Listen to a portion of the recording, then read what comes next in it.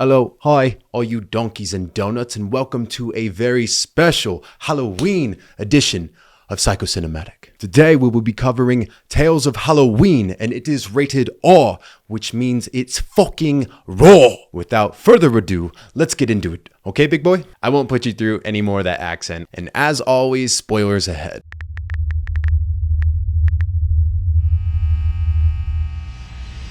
So starting right off with the intro, I thought it was pretty creative, but also pretty corny at the same time. And this whole movie is kind of creative and corny, so that's fitting. The pop-up style intro kind of showing all the 10 stories that are going to be unfolding was cool, but the straight up After Effects CC lightning, and they didn't even change the color or anything.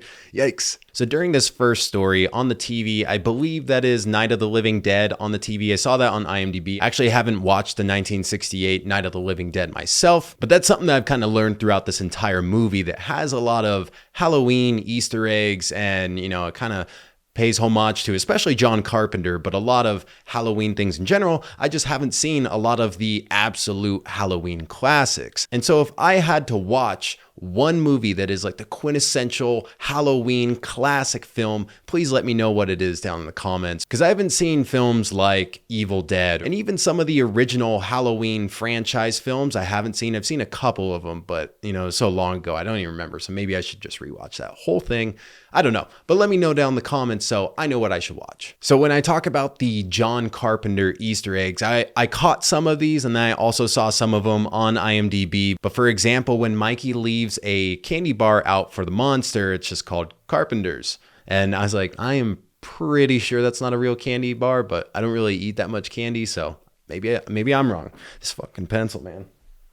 Fucking hell. My ears are already being opened up a little bit with this wig, so trying to stick this pencil in is very frustrating. So I've never seen John Carpenter's Escape from New York or Escape from LA, but apparently one of the trick-or-treaters in that first story is dressed like the main character Snake, Kurt Russell's character. And then also the radio host for this entire anthology is also the woman on the radio in The Fog. So anyways, Night of the Living Dead is on the TV, and it's showing a person eat meat right off the bone. And then it likens it to Mikey, the kid who is just downing candy right then and there. So between Night of the Living Dead and Mikey, they both look ravenous. And then it's also a little bit of foreshadowing for when we see the story of Sweet Tooth and the kid Timmy, who is just eating candy out of his parents' stomachs. I think I'd be pretty traumatized as a kid if I came downstairs and my parents were doing the dirty deed all over my candy and using the candy like it's some freaking prop for their little sexcapade. It's fucked up. Now, I'm not saying they deserve to die like that, but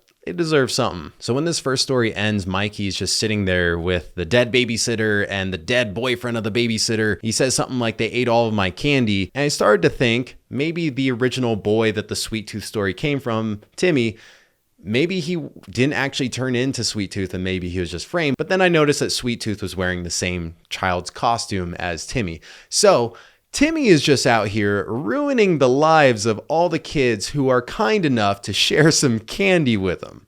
How fucked is that? Now we're on to the second story, which I think was probably the darkest of the stories in this anthology. So this story had a similar theme that they're playing on of older kids being mean to younger kids. The first story was, sharing a scary story, which maybe ended up saving Mikey's life, but that's beside the point. The second story, they're peer pressuring him to egg a house.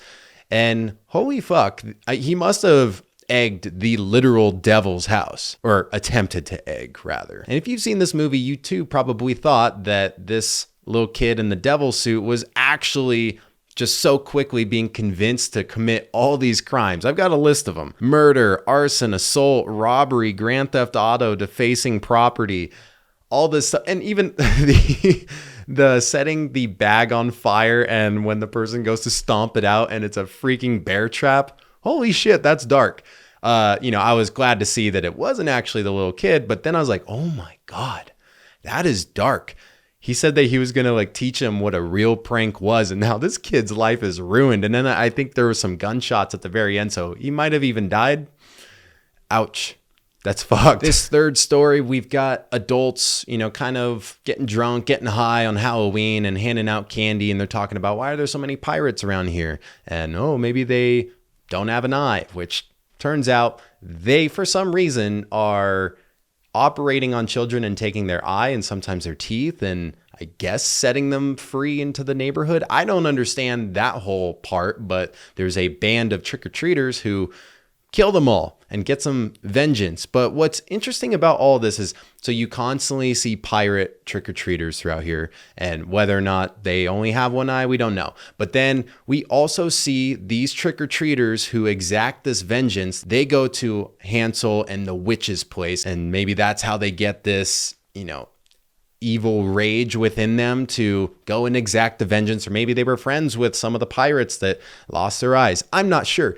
But you also see trick-or-treating at Hansel and the witch's house, the demon child who was kidnapped from the millionaire, who might also be the kid who is hanging out with the devil who frames the kid from the second story. Sorry, they don't say a lot of these names, and if they did, I completely missed them. And so you're seeing how strangely connected this entire town is and all these evil stories that are going on. What I don't understand, though, is in that kidnapping story, the father figure, walks the kid out of the house, but he was already trick-or-treating, and this is supposed to be the same night. So I don't know. Maybe he trick-or-treated, came back. I don't know if that's like a flaw or if maybe that's not even the same person. Who knows? Okay, this fourth story about summoning the demon to fight off these kids that burned down your trailer and killed your father. It's Karate Kid. The story is Karate Kid. He's literally being bullied on Halloween, and these kids have these bicycles instead of dirt bikes and chase him down. But then there's that same Karate Kid shot where it shows the bikes up on the hill as this kid is running away. And then there's the same Karate Kid shot where he comes up to a fence and then has to hop it. Anyway, Mr. Miyagi turns out to be the demon. Now on to the fifth story about the ghost who doesn't want to be looked at. It was probably my least favorite story, even though it had that same actress from Insidious. She's a really good actress, but there was one thing that I did like about this story though. They, for no apparent reason, take absolute shots at a Dodge Challenger, because the woman who was hosting the Halloween party is like, oh, you're still driving that piece of crap or something like that. It's 2015. The first year that this body style of Challenger came out is 2008. So at the max, this car is only 7 years old. How is it such a piece of crap? I don't understand this. And it even breaks down later. Someone hated Dodge Challengers. I thought that was really funny. And then the sixth story. I already covered a little bit of how Hansel and the witch are seeing a lot of these trick-or-treaters from the other stories.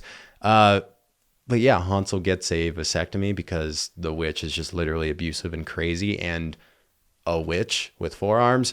So yeah, I don't know. I didn't really like this one that much either. This seventh story was kind of interesting because these two neighbors compete to build out the most festive Halloween front yards, but it's not a competition as in who can do it better. It's more like traditional Halloween versus this new era Halloween. I was looking at IMDb and they were talking about how it could be symbolic for the traditional Halloween with ghosts and werewolves, vampires, that kind of stuff, versus the new age Halloween, everything like 1980s movies and back, which are like slashers and so on. So you see that embodied in their decorations. But what I think, because this movie clearly is obsessed and like just loves John Carpenter, and he's a goat. I think it could be comparing the original Halloween films with like the reboots, because the other neighbor with all the metal music and the body part decorations and all of that craziness seems a lot like Rob Zombie. So I could see them symbolizing that as well. And it still works when you say old Halloween versus new Halloween. The eighth story, Dorothy is not in Kansas anymore. This one was probably the most fun. It's funny because it wasn't incredibly ridiculous until the Jason Voorhees type monster threw the spear thing like a javelin toss, and it looks super corny. And then a UFO shows up and lightning coming out of the UFO. That looks super corny, but then it really is intended to be corny because now we've got this claymation alien who possesses Dorothy after she's dead. And I think the moral of the story is it doesn't matter how scary your Jason Voorhees like slasher is, aliens will always win, and they are way scarier. Now that ninth story I already kind of touched on, but this story was pretty funny. The fact that they took the idea of kidnapping a rich person's kid, thinking that they're going to get some ransom money, and now they're begging to give this kid back. It's pretty dark. Now the final story with the jack-o'-lantern that comes to life. And I like this story because we get to see it from the cops' point of view, how everything in this town just shit's hitting the fan. And it was so funny when they show the suspect's illustration. It looks like a fucking child drew it. That was hilarious. So overall, Tales of Halloween, I think was a mostly good movie. There was a couple stories in there that I didn't find that fun to watch, but I do think that this movie would be overall fun to watch with your friends while you're like handing out candy on Halloween. And because it's very low commitment and every story ranges from probably 7 to 12 minutes, you can kind of tune in and tune out if you're busy. If you get up to hand out candy, the next story is going to be starting, and then you can watch that one instead. And that's all I have for you guys today on this episode of Psycho Cinematic. I hope you enjoyed this Halloween episode and my ridiculous Gordon Ramsay costume, and I'll see you in the next one.